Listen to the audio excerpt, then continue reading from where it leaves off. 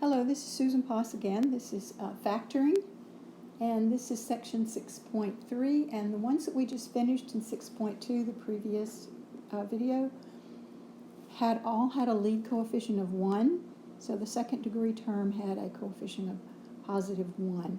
These are not going to be like that. These are going to have a lead coefficient that is not equal to 1.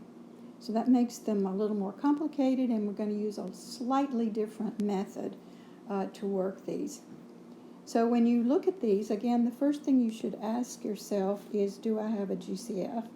That's always your first question. And I'm looking at 4, 33, 35. I don't see a common factor there. I'm looking at the variables to see if there is an x variable in each of the three terms, and there's not. So I have to see what I can do to factor.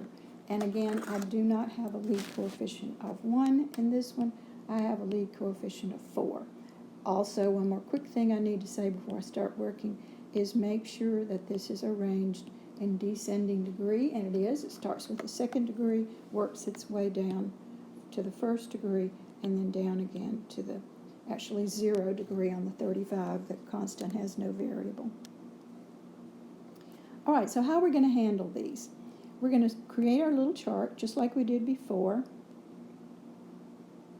But this time, instead of just putting the end number at the top of the chart, you're going to multiply the lead coefficient by the end number, and that's what's going to be at the top of your chart. So I'm typing in my calculator positive 35 times positive 4, and that gives me positive 140. Now, just like before, because this is positive on the 140, I know that both signs will be the same.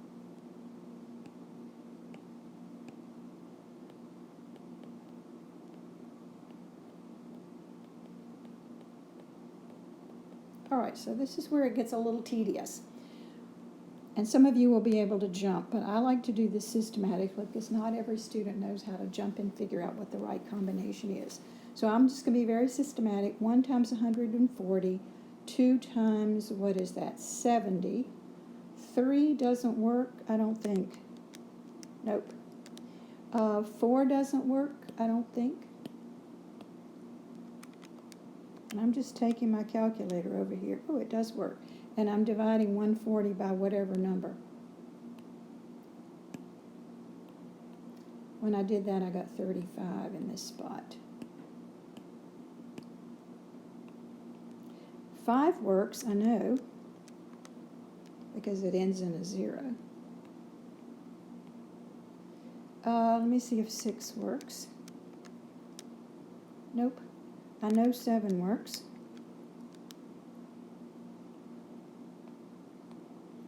Let me see if 8 works. Nope. Let me see if 9 works. Nope. I know 10 works. I don't think 11 works. And I don't think 12 works. And let me tell you how I know I can stop there. When I got to the spot where 12 did not work, if you square 12, it brings you to 144, which exceeds this 140 at the top. So you know you've exhausted all the combination. This tells me I can stop. Okay, so let's look at these combinations here. I'm trying to fulfill 2 requirements. I want the numbers to multiply to give me positive 140. I want them to add up to give me this positive 33 back here in the center. Looks to me like this is the combination I need right here, because 5 plus 28 adds up to 33. So let me figure out the signs. This is a positive 33. I'm going to make both of these positive because we agreed that both signs have to be alike in order to produce this positive 140. All right, so here's where it gets a little messy. You don't go immediately to parentheses like we did before. Nope, that is is the wrong way to proceed. You're going to write down the first term and the last term, and notice I'm spreading this thing out a little bit here. And then the middle, instead of writing down positive 33x, I'm going to do a positive 5x and a positive 28x. That is coming from over here in my chart. These two things still add back together to give you 33x. So now I hope you remember some things that we did earlier. When we had 4 terms like this, 1, 2, 3, 4, when we had 4 terms, we used a process called grouping. So I'm going to group the first 2, separate them with a plus. I'm going to group the last 2.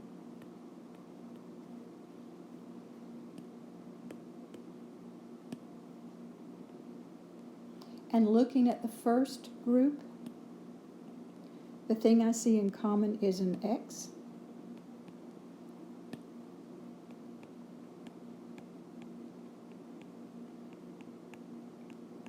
And looking at the last 2, the thing I see in common, I believe, is a 7. I hope you agree with me.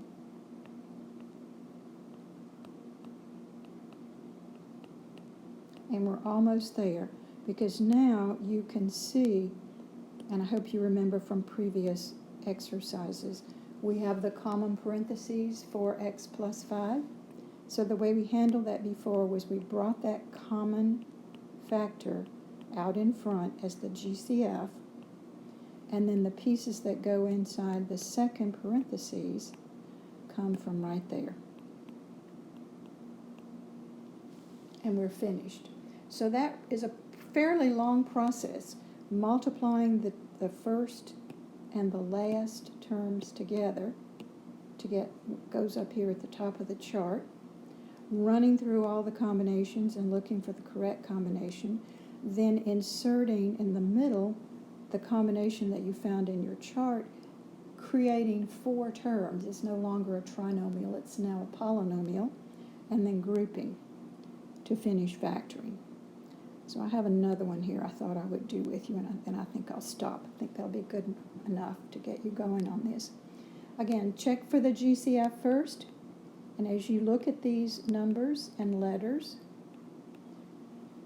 I don't see anything in common.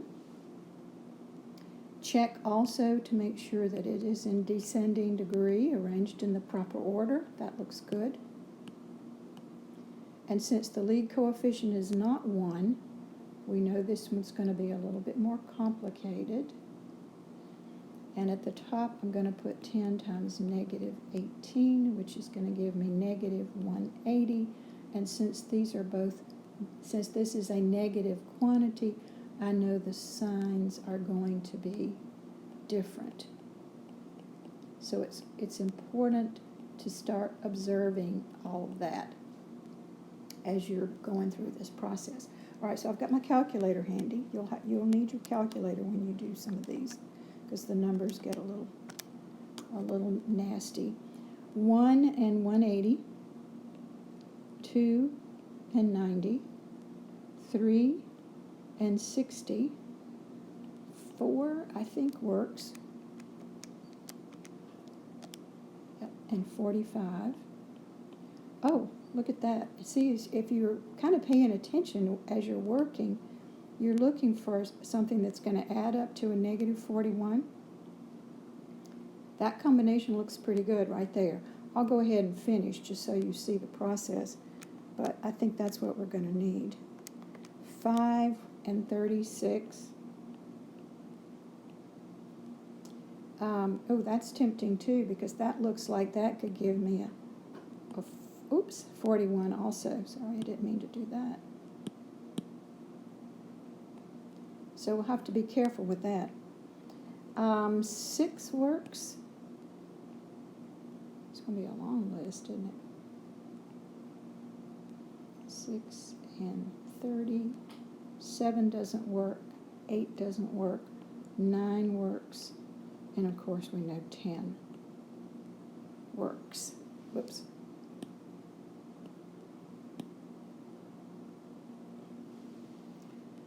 see.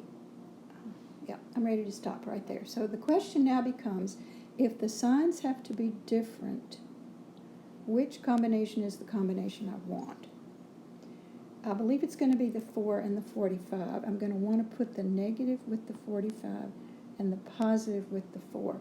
That means they still multiply to give me this negative 180, but they also add to give me the negative 41 that I'm looking for in the center. All right, so once you get that, remember this one is a more complicated problem. So we write down the first term, we spread this thing out, and we write down the last term, and then here in the center,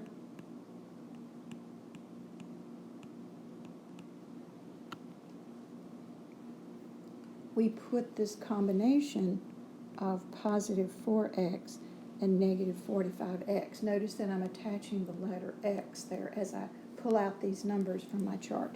So then we group, so let me speed this up so this video is not too long. We group these two, separate with a plus, we group these two, and then start looking for the GCF. So on the first one, I'm seeing a 2x,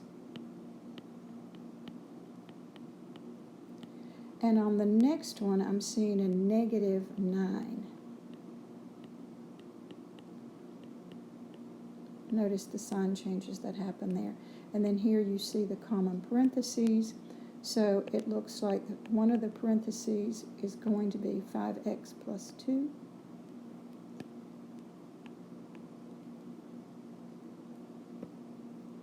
Sorry.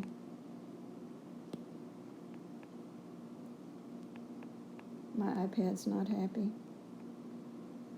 for some strange reason. And the other parentheses is 2x minus 9, and that's coming from here. Whoops, that's not the color I wanted. From here and here. So we're finished. I hope that helps you get started with trinomial. Factoring trinomials with a lead coefficient is not 1.